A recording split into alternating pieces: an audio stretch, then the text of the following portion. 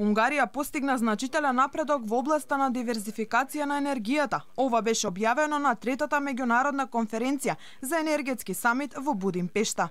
Снабдувањето со енергија е секогаш клучно прашање во Централна Европа, а земјите од регионот напредуваат значително за да ги диверзираат своите енергетски ресурси.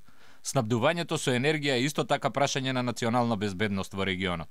Инфраструктурата е историски дефинирана, со тоа што мрежите исток-запад се поразвиени од мрежите север-југ.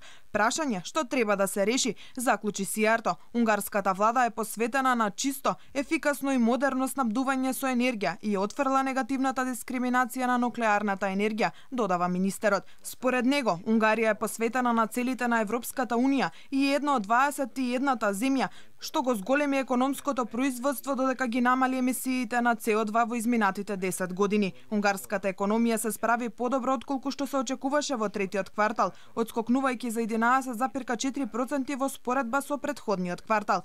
Вкупно во првите 3 квартали економското производство падна за околу 5,5%. Од претходната година бруто домашниот производ беше намален за 4,6%.